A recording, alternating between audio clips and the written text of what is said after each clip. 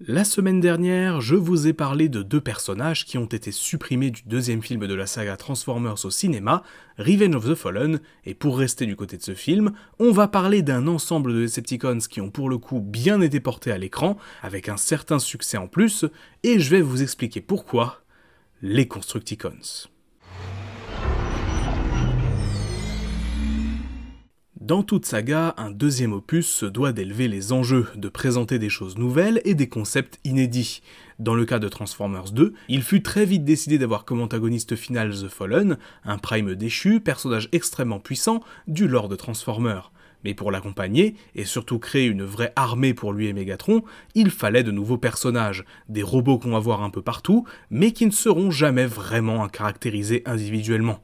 En effet, dans le premier film, même si leur temps d'écran est limité, chaque Decepticon représente une menace à lui seul et est au centre d'au moins une petite scène, étant au nombre total de 8 dans le film, 4 dans la bataille finale, 5 si jamais on compte Bone Crusher qui meurt juste avant.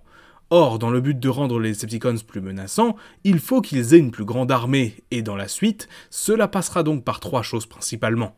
Déjà, la réutilisation de modèles 3D de personnages du premier film, Grindor qui est un Blackout en plus grand, mais aussi un clone de Bone Crusher dans la bataille finale. Ensuite, on a aussi l'arrivée des protoformes Decepticons, principalement en Égypte, des robots ultra basiques et génériques, sur lesquels il n'y a pour le coup pas un million de choses à dire. Et enfin, l'une des grosses nouveautés de ce long métrage, les Constructicons. Et bien sûr du coup, au-dessus de toute cette armée, on retrouve les Decepticons réellement importants, si on peut dire. The Fallen, Megatron, Starscream et Soundwave, qui eux pour le coup donnent des ordres et agissent davantage comme de vrais personnages entre guillemets. Allez, pour la petite exception à cette règle, on a Sideways, mais bon, ce personnage était probablement en visite dans l'univers des films et se réveillait d'un voyage multiversel, donc il avait pas dû recevoir le mémo. Si vous n'avez pas la ref, allez voir mon focus sur lui. Bref, revenons du coup au point principal de cette vidéo. L'histoire de la conception des Constructicons dans les films commence en 2007 avec Josh Nisi, alors artiste et fan de Transformers, qui décide de dessiner Long Haul, l'un des Constructicons de la G1, dans un style proche du Bayverse. C'est alors que son concept art est repéré par Aaron Archer, designer en chef de chez Hasbro, mais aussi par Michael Bay, et suite à ça, il est aussitôt embauché, et le design de Long Haul devient carrément le premier design approuvé du second film live, dans lequel il était prévu d'introduire les Constructicons. Josh Nisi bossera par la suite sur d'autres designs, mais pour ce qui est des autres Constructicons, ce seront principalement Ben Proctor et Steve Jung qui s'y colleront, créant ainsi des styles assez différents d'un personnage à l'autre. Un des points les plus intéressants à analyser chez ces personnages, ce sont justement leur apparence physique, qui même pour l'univers des films sont atypiques. Une des critiques qui revient souvent sur les designs des films de Michael Bay, en particulier pour des personnages comme Starscream par exemple, c'est qu'ils ont un côté un peu trop insectoïde malgré leur forme robot humanoïde. Là où les Constructicons sont intéressants, c'est qu'ils assument encore plus ce parti pris en proposant des formes assez surprenantes, bizarres, appelez ça comme vous voulez. Si certains d'entre eux ont une forme globalement humanoïde, comme Long Haul, Scrapper ou même Mixmaster, d'autres ont de multiples pattes et des apparences bien plus bestiales, voire limite proches de gros arthropodes, là où au contraire Scavenger et Demolishor sont d'immenses robots se déplaçant via des roues et n'ayant pas de jambes. Et même du côté des concept art, qui n'avaient rien donné, on retrouve un personnage rampant avec des chenilles, un autre qui a une énorme scie sur le ventre, enfin bref, les inspirations sont diverses et variées, mais s'orientent presque toutes du côté des insectes ou des créatures pas franchement sympathiques. Pourtant, ces designs ont un intérêt majeur, celui d'être fonctionnels au sein de l'univers.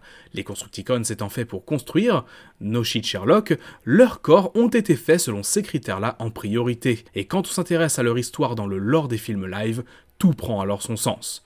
Peu de temps avant la sortie du second film, IDW a publié plusieurs comics liés à ce dernier, ajoutant du lore étant censé être canon à l'époque.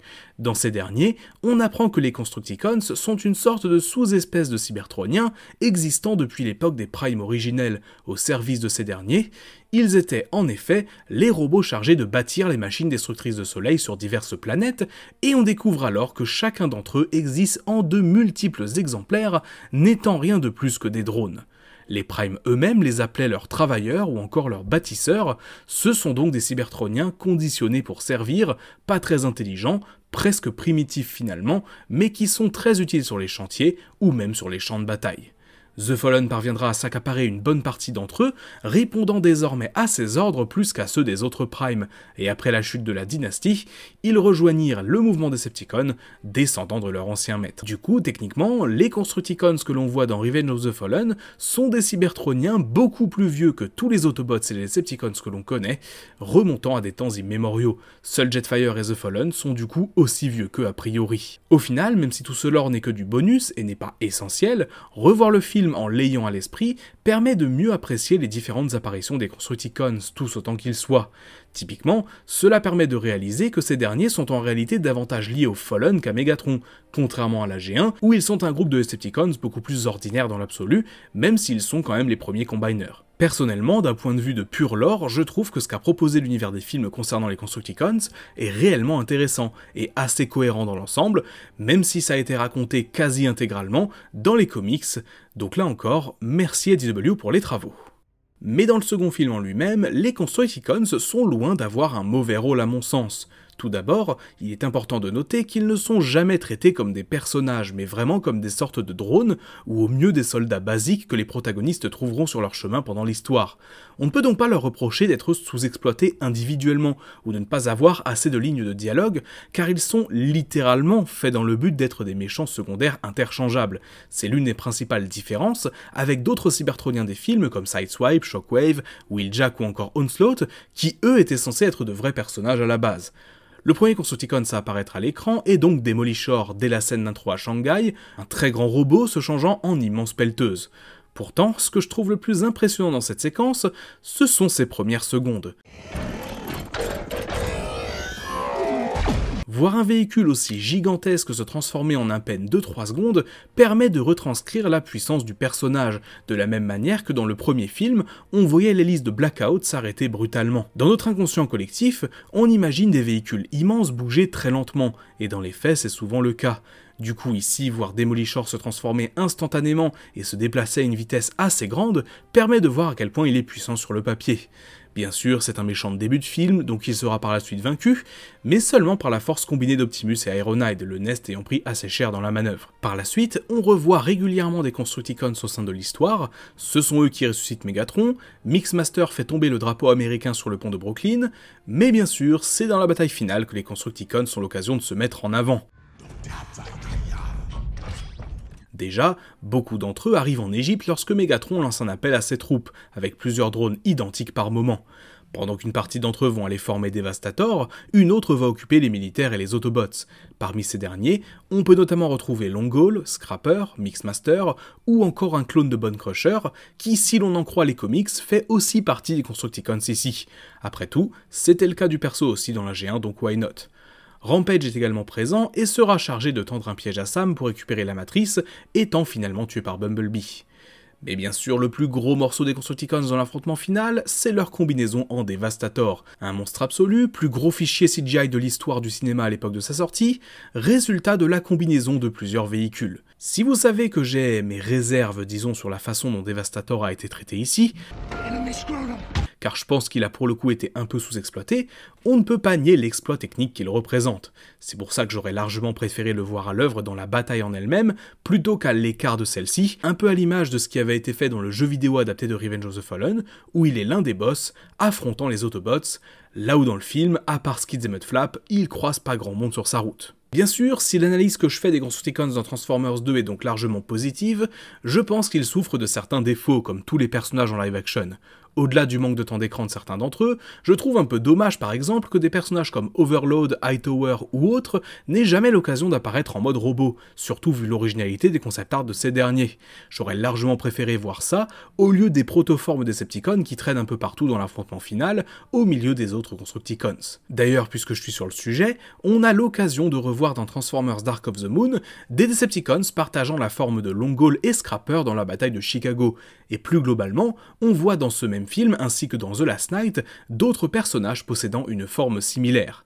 Alors soyons honnêtes, d'un point de vue purement technique, c'était juste une façon pour ILM de réutiliser des designs qu'ils avaient déjà dans leur base de données, plutôt que d'en créer de nouveaux. Maintenant, dans le cadre des personnages qui ont des formes de Constructicons, ils s'en sortent plutôt bien car tout peut être expliqué au niveau du lore. Donc en ayant ça en tête, la présence d'un clone de Longall et d'un clone de Scrapper à Chicago est explicable et pas illogique. Ce qui est un peu illogique en revanche, c'est de voir un clone de Sideways, même si ce dernier aussi, notamment dans les gammes de jouets, avait divers clones portant d'autres noms. Niveau réapparition de personnages, on a même eu droit à une nouvelle apparition de Mixmaster dans le jeu vidéo dérivé de Transformers Dark of the Moon, où il est l'un des boss du jeu. On pourrait même théoriser qu'il s'agit de celui qui formait la tête de Devastator, qui aurait survécu, car on nous apprend qu'il avait pour projet de reconstruire Devastator justement. Bref, tout ça pour dire, les Constructicons de Transformers Revenge of the Fallen sont l'un de mes éléments favoris de ce film et contribuent en grande partie à la nostalgie que j'ai pour ce dernier. Ils sont l'un des vrais bons ajouts du second opus de la saga, à l'opposé d'autres personnages qui seront dégagés du film suivant et dont on a parlé il y a de ça 2 semaines. S'ils n'ont pas eu de grande influence sur le concept de Constructicon dans la licence au sens large, puisqu'on est resté par la suite sur des Constructicons toujours plus ou moins typés G1, ils ont une identité propre et un lore assez cool les entourant, et puisqu'ils n'ont jamais été envisagés comme des personnages, et n'ont jamais eu la prétention de l'être, ils sont en cela assez réussis. Et petit bonus, il semblerait que même si ces designs n'aient pas vraiment inspiré d'autres nouveaux designs de Transformers, ils aient inspiré du monde chez Capcom pour Resident Evil 8.